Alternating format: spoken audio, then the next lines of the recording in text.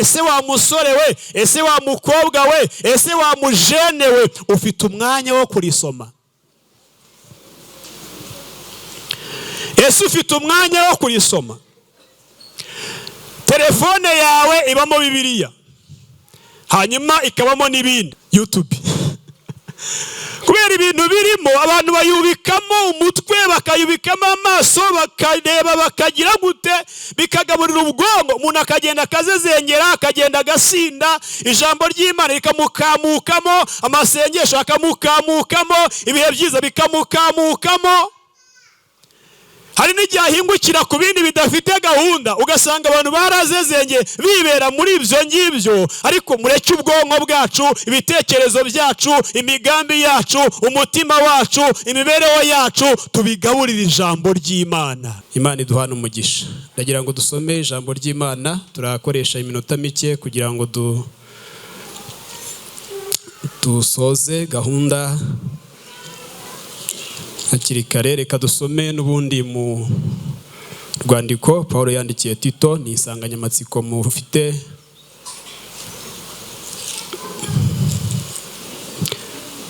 Igice cya 2 mufite ku murongo wa 7, ariko ndagira ngo dusome duhereye ku murongo wa 6 tugeze kwa 8. Turaza no kureba igice cya mbere murongo w'10 kugeza kwa 16. Ni nayo magambo turi bugarukeho, dukuremo ubutumwa bukeya cyangwa se amakuru makeya Imana ishaka ko twumva kuri uyu mugoroba, kuko twagiye twumva n'ibindi byinshi no mu ijambo ry'Imana ryaturutse mu kanwa k'abaririmbyi. Imana iduhana umugisha. Reka dusome, ni kuri page ya 218. Haravuga ngo n'abasore nuko bahugure kudashayisha. Niko handitse. Wiyerekane muri byose nk'icyitegererezo cy'imirimo myiza, kandi mu iyigisha ryawe ugaragaza uko uboneye, udapfa gutera waraza. Ijambo ryawe ribe rizima, ritariho umugayo, kugira ngo umuntu uri mu ruhande rw'ababisha amware, atabonye ikibi yagira gute, atabonye ikibi yavuga. Reka turebe rero mu gice cya mbere, hereye ku murongo w'10 kugeza kuri 16. Hano nshakamo cyane icyatumaga mubwira kwiyerekana muri aba bantu, mwumva ukuntu bari bameze hano mu itorero ry'Ikirete. Haravuga ngo kuko hariho benshi b'ibigande n'abashukanyi, cyane cyane mu bakebwe, bavuga ibitagira umumaro. Bakwiriye kuzibwa iminwa, kuko hariho imiryango y'abantu bubika bakayimaraho, bigishiriza ibidakwiriye kugira ngo babone indamu mbi. Umwe muri bo, umuhanuzi wabo, yaravuze ati Abanyakirete ni abanyabinyoma iteka, ni inyamaswa mbi, ni abanyanda mbi b'abanyabute.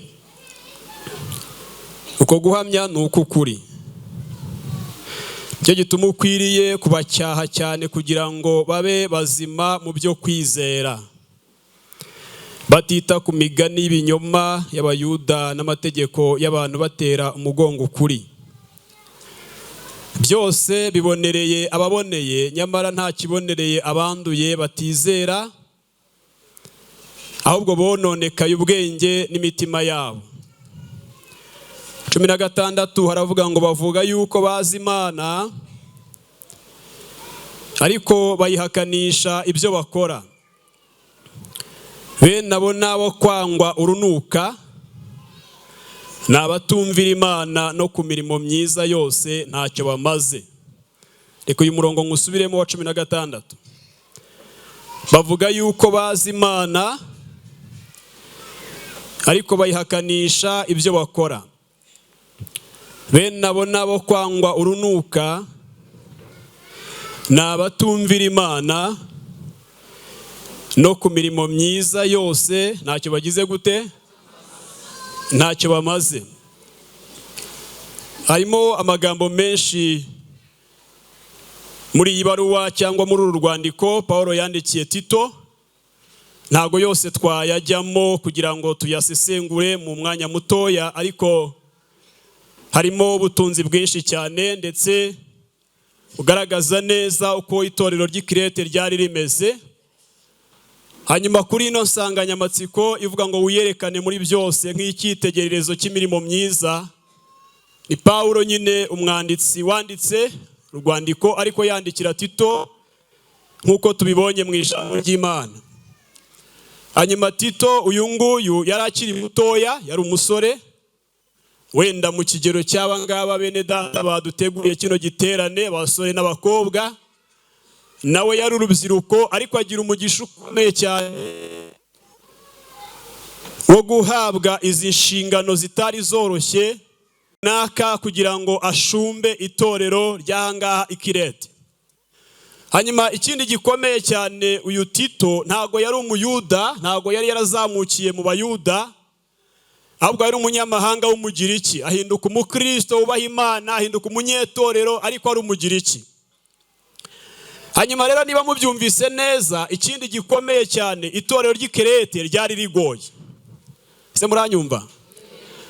Ryari rigoye, ryari itorero ririmo akavuyo, ryari itorero ridafite gahunda, ryari itorero nk'uko tubyumvise ryari rifite ibintu byinshi bitari ku murongo. Mu nshingano Tito yari afite harimo ko agomba gutunganya ibitagize gute, bidatunganye. Ibintu byose bitari kuri gahunda akabishyira kuki, kuri gahunda. Rero ntushobora gushyira ibitari kuri gahunda nawe utari kuri gahunda. Ntushobora gutunganya ibidatunganye nawe utagize gute, nawe udatunganye. Mbere yuko utunganya ibintu urasaba wowe kubanza gutungana. Mbere yuko uha umurongo ibintu biragusaba kubanza wowe nawe ukagira umurongo. Haleluya, haleluya. Abanyumva haleluya? Ese ko mutazamura? Haleluya.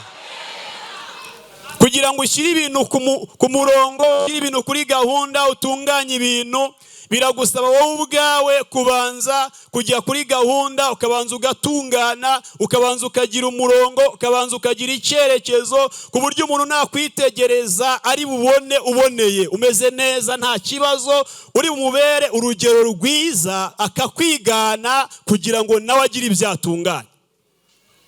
Bibiliya itubwiye ijambo ngo umuhanuzi muri we yahanuye ngo Abanyakirete ngo ni abanyabinyoma iteka ryose. Kugira ngo bashyire ku murongo biragusaba kutagira iki? Dusangire ijambo ry'Imana tuziranye se? Biragusaba kutagira iki? Biragusaba kutagira ibinyoma. Kubera ko niba abantu ari abanyabinyoma kandi ushaka kubakosora, biragusaba ko we nibakureba bazakubona mu kuri. Haleluya, haleluya, haleluya. Arongera aravuga ngo Abanyakirete ni inyamaswa mbi. Iri jambo naryibajije kuki bongeyeho mbi?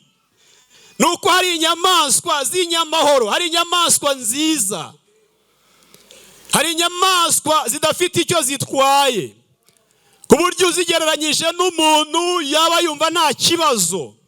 Ariko hari izindi nyamaswa mbi. Ikirete hari abantu ngo babaye inyamaswa mbi, kandi nubwo akiri mutoya ariko arasabwa ko n'izi nyamaswa mbi azikosora akazishyira ku murongo zikaba abantu. Afite umukoro ukomeye wo guhindura inyamaswa ikaba iki? Aragomba kwiyerekana rero. Haleluya. Nk'icyitegererezo cy'imirimo myiza. Ni ijambo ry'Imana ryabivuze, ntimundenganye, ndi mu ijambo ry'Imana. Haleluya. Kandi abo tumenyeranye niko nabaye, nta bindi njya nkunda kujyamo ni ibingibi. Tuvuge cyane haleluya. Reba uhawe inshingano zo gushyira umuntu kuri gahunda, w'umunyanda nini kandi w'umunyawuti. Ucunga ko bihiye, ucunga ko bigeze ku meza, akaba arabiriye, akaba arabyatatse kandi ari umunyabuti. Ucunga ko igiterane nk'iki ngiki kiryoha, akaza akabyina, akaza akagira gutereka sinakubwira nta n'igiceri cy'icumi yashyizemo, kandi ugasanga arimo araducura ibihe byiza, ari umunyabute w'umunyandanini.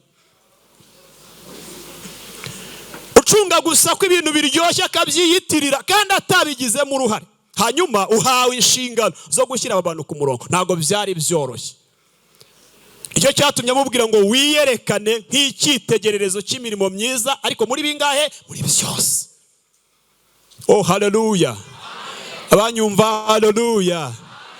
Mwongere cyane haleluya. Mwongere cyane haleluya. Nibiza mu magambo basange amagambo yawe aboneye.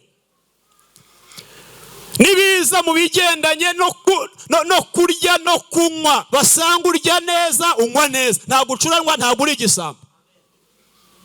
Nibiza mu kazi basange nta guri umunebwe, uri umukozi. Ahantu hose bari bushakishirize basange bimeze neza. Harimo abagabo, harimo abagore, harimo abasaza, harimo abakecuru, harimo abakuruta bubatse ingo, ariko nibaza n'ibyuko ari abagabo, bakaza n'ibyuko ari abagore, bakaza n'ibyo mu ngo, basange nubwo ukiri umusore ariko uhagaze neza. Nibajya mu ruhande rwo kugushaka w'ikibi, bagishakishe mu gitondo, bagishakishe saa sita, bagishakishe nijoro, bakibure bamware. Haleluya. Yaramuhuguraga. Kandi iyi nsanganyamatsiko mwahisemo ni nziza, Imana ibaho umugisha. Tuvuge cyane ngo amen.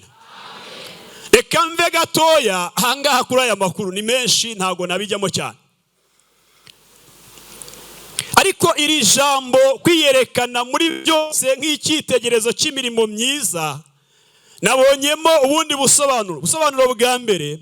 Nasanze ari ukwitangaho urugero rw'ibikorwa byiza. Hari ijambo Paulo yavuze rikomeye, ngira ngo yabwiraga abakorinto, arababwira ngo mugere ikirenge mu cyanjye kuko nanjye nkigera mu cyande. Haleluya. Hari umuntu wakubwira ngo ugere ikirenge mu cyanjye ukavuga uti vuga uvuye aho ngaho, ntabyo nkoze.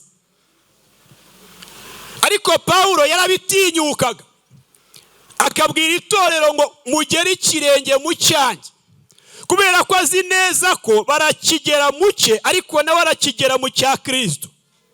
Mu yandi magambo, aho Kristo ashinga ikirenge ni naho Paulo agishinga. Uwigana Paulo araza kuba yigana nde? Yigana na Kristo. Iki nicyo turimo gusabwa muri insanganyamatsiko muri kino gitera. Hanyuma rero imyaka 5 ishize kugira ngo numva nafataga icyemezo nkurikije wenda uko nabonaga bishobora kutavamo nkurikije uko igihe gishize, hanyuma bikanga urumva iby'urukundo nyine wabugana wawe undi ni amayobera. Wareba no muri telefone ugasanga na nimero wayifashe mu mutwe mu buryo utazi, kandi ubwo wari wayise ibyo ntasanga gupipa ntazagira gute, ntabwo ari agasanga nayifashe mu mutwe. Ngenda ngasiba amafoto yose mfite muri telefone yiwe, nkayasiba nkagira gute, najya kubona nkabona hari yitije numva nyine y'abantu umuntu afite nimero yawe. Ibi nibirebire ntabwo icyo ngambiriye ndaje kubabwira gato. Imana igiye kumpindurira gahunda, numvaga umutima wanjye usa nunanijwe cyane no kuba icyo kora muri iyo myaka uko ari 5 byaramfashije. Nta wundi mukobwa narebaga, nawe nabwiraga, nawe nagiraga gute, nuwaza gubona asa n'ufite ibimenyetso by'uko byavamo, nibukaga wa wundi nkavuga ni Imana yambwiye uriya. Byarandinze cyane. Ibintu byose Imana ibifitemo inyungu. Muyihe icyubahiro, muyikomera amashyi mu izina rya Yesu. Burya ibintu byose nubwo byarakuzezengeje, Imana ibifitemo iki? Haleluya. Ise turi kumwe? Haleluya. Haleluya. Ibyo rero bimaze gusoza, nibuka ko nabwiye Imana ni noneho rero maze igihe kinini cyane muri ibi bintu, kandi ndumva umutima wanjye umaze kuvunika. Genda urebe umukobwa ufite umutima umeze nk'uwanjye. Umutima wanjye urawuzi. Genda urebe umukobwa ufite umutima umeze nk'uwanjye, hanyuma nyine umusange umuganirize. Ne kuzaba ari nge wongera kujya kubwira umukobwa, azaza nyibwire icyo azambwira nzahita nembera. Muri makeya nari ndimo mbwira Imana ngo azanyirambagiriza. Numvaga naniwe. Burya abakobwa mujye muruhura abasore, hari igihe agera muri icyo kigero akumva uwaza akamubwira yavuga ati rwose ndabyemeye akurikije igihe yamaze imisozi noneho namwe mugaceceka mugakomeza nyine kandi wenda runarimo ujye ugenda umwongore ntacyo byatwara ushobora no gutobora ukamubwira kandi ukabura mworohereje. Ndabizi neza ko hari abasore turimo guhamanya muri ibyo bintu. Urumva nabaye umusore ndabizi neza ko hari abo turimo guhamanya. Ariko icyo kintu nabwiye Imana numvaga nyikomeje. Nabwo nimba numva umugore wanjye nzamutetesha nta kibazo, ntago nzamukubita, sinzamutuka, sinzamubwira nabi, nzamukunda, numva umutima wanjye rwose ndabyizeye. Nishaka ufite umutima nk'uwanjye duhuze biravamo. Hanyuma niba ari byakurikije ntago namenye, ariko uwo mfite uyu munsi wa none mbona pe. Mwarimu aramuzi, mama pastor aramuzi, hari n'abandi bamuzi, mbona pe. Nyamara wasanga Imana narayikopeje ikabona uko ibigenza. Turamburira Imana tuyikomera amashyi mu izina rya Yesu. Haleluya! Kuko uburyo ushobora kubwira n'Imana ukayihaho urugero ukayibwira uti byari byo byose nkurikije uko numva bimeze, abantu bakoze nk'uko nguko nibo gukora ntacyo byatwara, n'Imana ikaba yabishyigikira.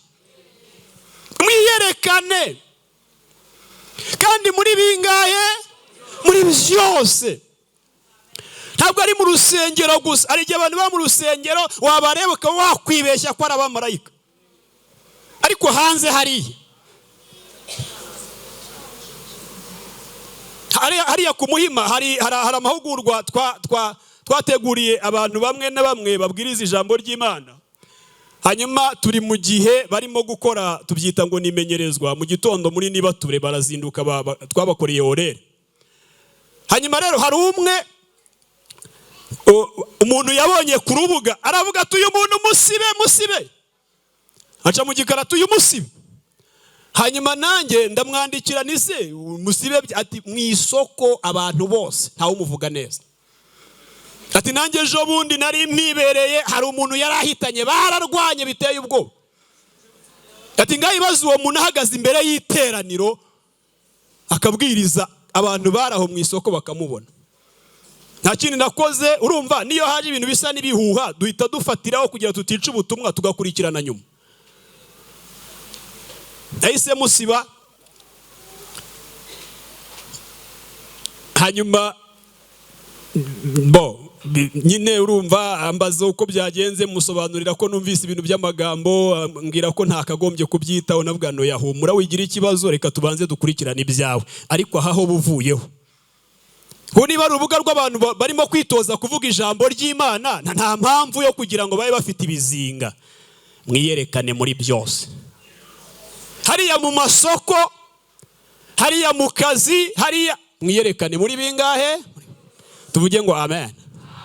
Iri jambo ikindi gisobanuro cyaryo kiravuga ngo ni bya bindi bavuze ngo kora ndebe iruta.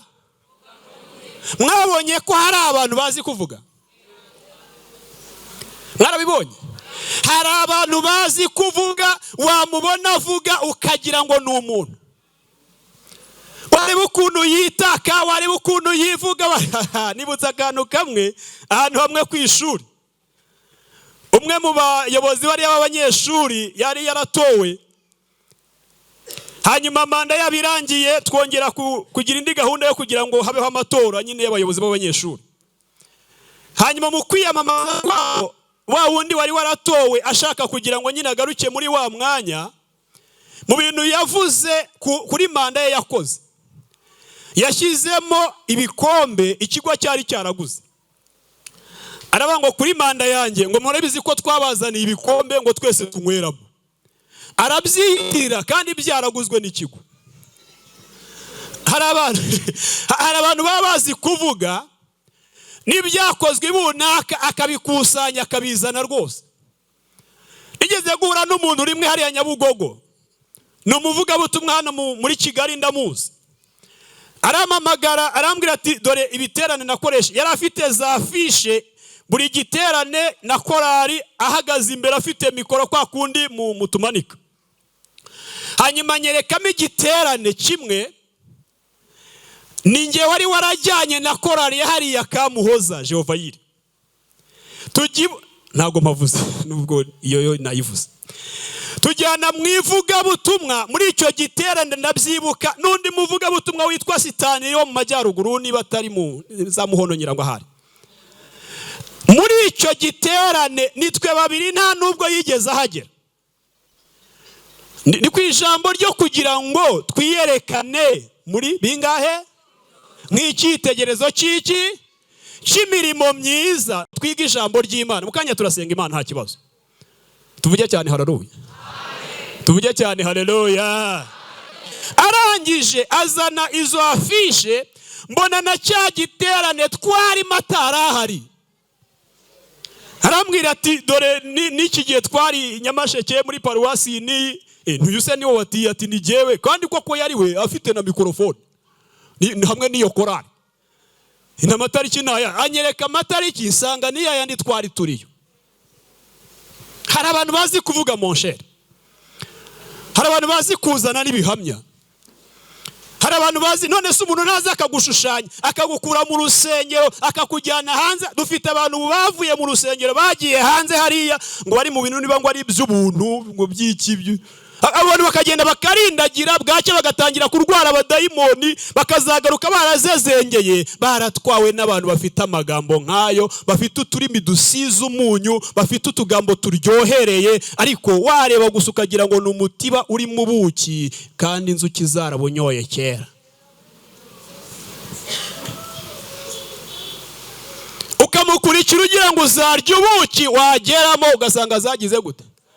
Ese ako kantu murakazi? Ni ibibazo by'abavumvu. Hari igihe yagika, hanyuma akabona inzuki zirimo zashyizemo n'ubuki, hanyuma yatindaho gatoya zikabunywa. Yagenda agasanga harimo iki? Ibiki? Ibishashara birimo ubusa, nta buki bwibereyemo. Ataha rero avuga ati yewe nimurekere, nta buki tukibonye, zagize gute? Hari abantu bavuga zarabunyoye, ukagira ngo hari ikintu kirimo kandi byararangiye.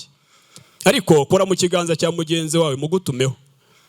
Ndabizi ubwo babane nyine bahindutse abanyabwenge ntabyo bakora, ariko nta n'icyo bitwaye. Mubwira uti wiyerekane muri byose nk'icyitegererezo cy'imirimo myiza.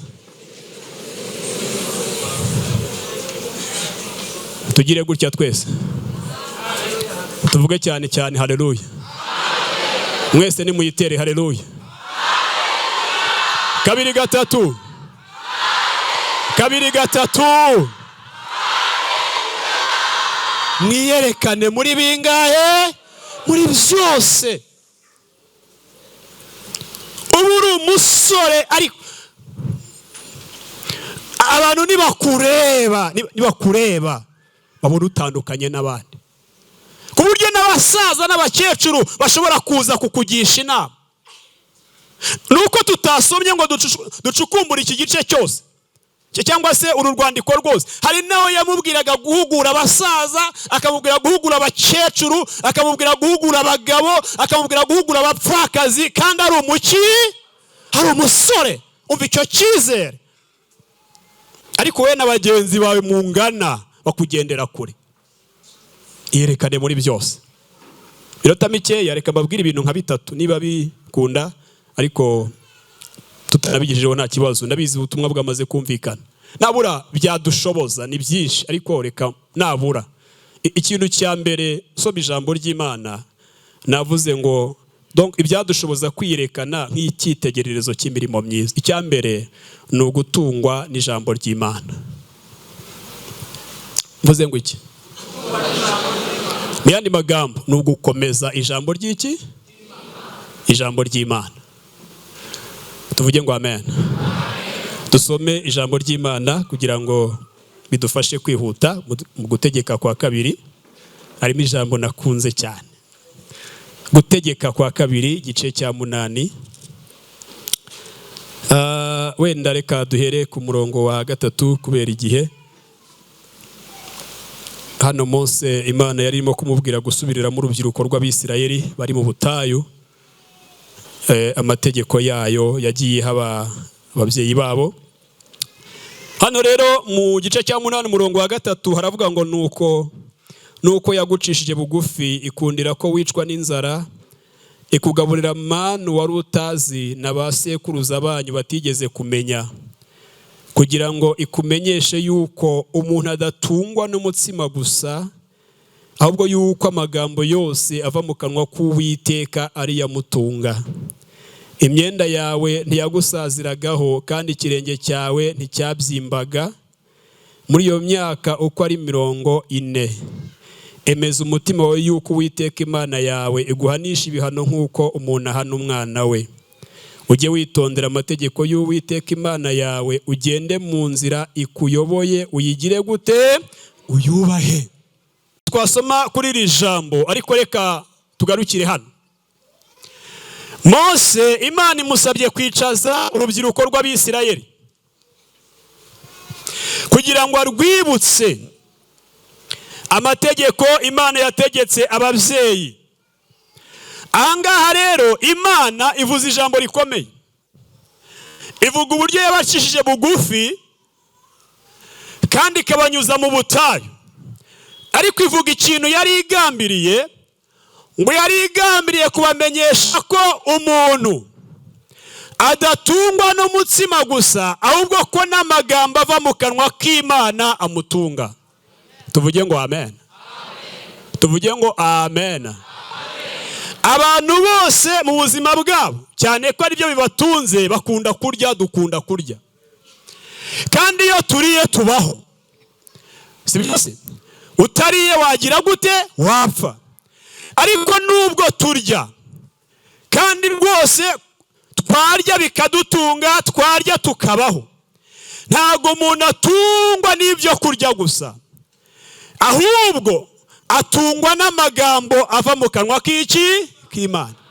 Mu yandi magambo, iri jambo gusa ririho rirasobanura ko nubwo turya, yego nabyo ni byiza, ntago twabireka, ariko si byo bikwiye kudutunga byonyine, ahubwo dukwiye kongeraho no gusoma ijambo ry'Imana no kurya ijambo ry'Imana.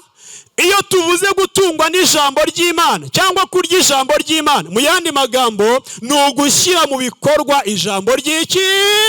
Ijambo ry'Imana. Ese wa musore we, ese wa mukobwa we, ese wa mujene we, ufite umwanya wo kurisoma? Ese ufite umwanya wo kurisoma? Telefone yawe ibamo Bibiliya, hanyuma ikabamo n'ibindi. Hari umuvugabutumwa umwe hariya mu Nyakabanda wadusuye, YouTube aravuga ngo ni agatuti ka shitani.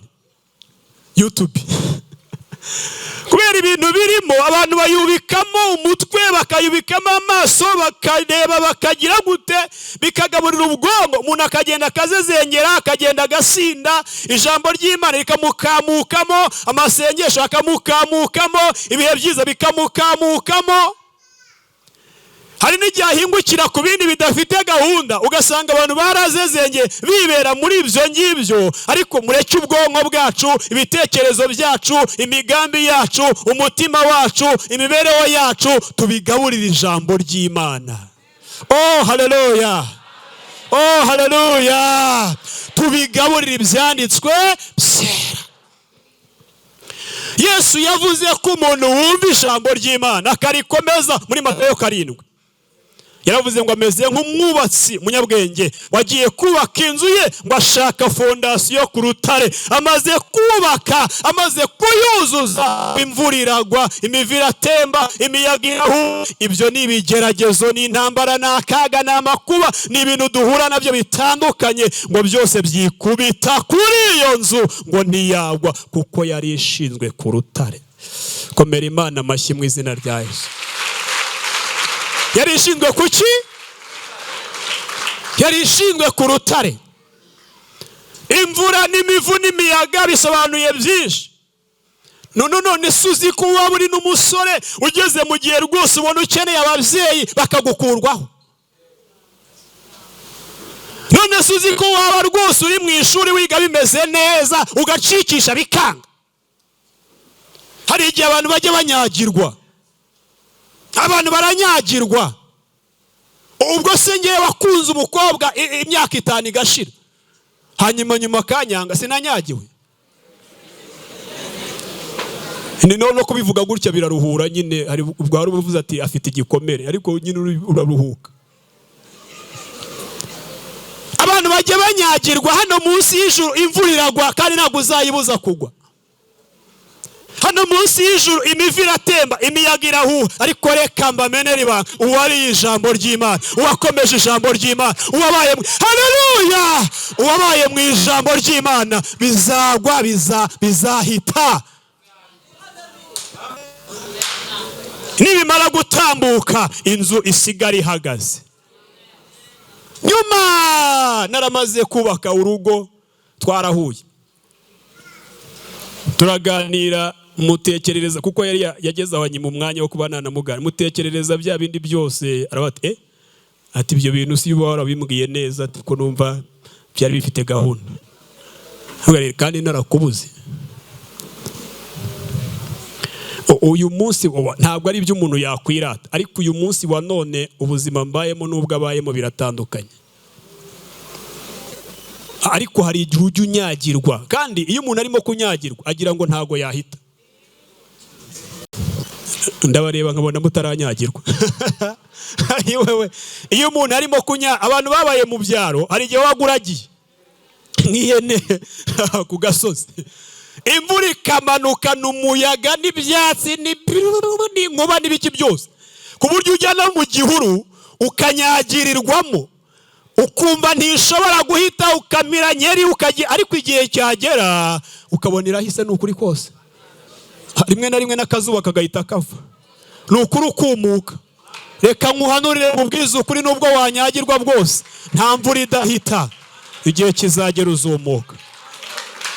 Komera Imana amashyi mu izina rya Yesu.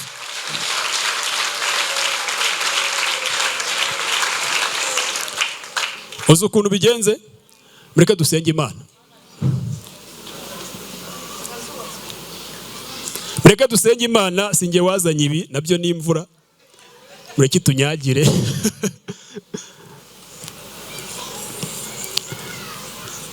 Bwira mugenzi ngo akira ijambo ry'Imana. Kumurekuye se kandi ngiye kongera kumugutumaho. Mubwire ngo uyerekane muri byose nk'icyitegererezo cy'imirimo myiza. Irya gatatu, mubwire ngo haguruka dusenge.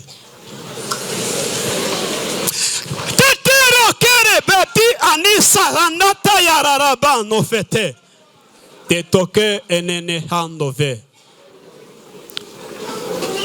Wiyerekane muri Imana, idutere inkunga, idufashe kugira ngo tubashe kuyubaha no gushyira mu bikorwa ijambo ryayo, tubicyitegererezo cy'imirimo myiza. Uri data wa twese mwiza, urera kandi urakiranuka, ushobora byose, nta kibasha kurogoya imigambi yawe. Twebwe twese duhagaze imbere y'amaso yawe, turambuye ibiganza imbere y'amaso yawe nk'ikimenyetso cyo gutsindirwa mu ijambo ryawe. Tugusabye inkunga, tugusabye inkunga, tugusabye ubuterankunga, tugusabye inkunga, tugusabye umwuka wera kugira ngo adufashe, adushoboze gushyira mu bikorwa ijambo ry'Imana, adushoboze kugenda nk'abana b'Imana, adushoboze gutungana nk'abana b'Imana. Shoboza umusore, ushoboza umukobwa, shoboza umugabo, ushoboza umugore, shoboza buri muntu wese, Uwiteka Imana isumba byose. Tugende dutunganye rwose, abatureba babone twubaha Imana, badusangeho imbuto nziza, babone dutunganye rwose. Nutubashishe imigambi y'umwanzi yose itugenda inyuma, itugenda imbere, idutangatanga hirya no hino, turayitatanyije mu buryo bwo kwizera. Turasenze ngo Imana Data iyitsinde, turasenze ngo izina rya Yesu riyitsinde. Turakwinginze cyane kugira ngo dukurireho na za karande zijya zifata abantu zikabaheza mu bintu bishobora gutuma udahinduka icyitegererezo cyiza, izo nazo turazihagaritse mu izina rya Yesu. Turagusabye ngo dushoboze twubahe Imana, dushyire mu bikorwa ijambo ryayo. Naho imvura yagwa, naho imivu yatemba, naho imiraba yaza, Uwiteka Imana nudushoboze, nutubashishe. Sengeye umuntu wese muri aya materaniro umeze nk'urimo kunyagirwa n'ibiharimo, turaguhendahenze cyane. Umuhereza imbaraga, umuhereza ubushobozi, umuhereza ubutware. Ategeke ibyamutegekaga, agende hejuru y'ibyamutsindaga, abitsinde mu izina rya Yesu. Urakoze kutwemereye inkunga, urakoze kutwemereye imbaraga, urakoze kutwemereye ububasha. Haleluya! Turaguhendahenze Uwiteka Imana yacu, hejuru y'ibyo dukora, hejuru y'uko tubayeho, turaguhendahenze cyane kugira ngo dushoboze kuba ibyitegererezo mu bandi kandi utuneshereze muri byose.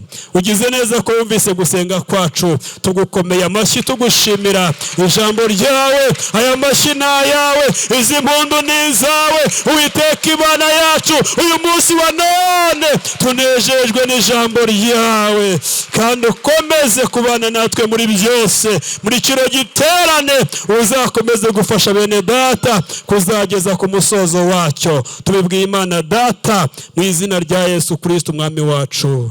Amen.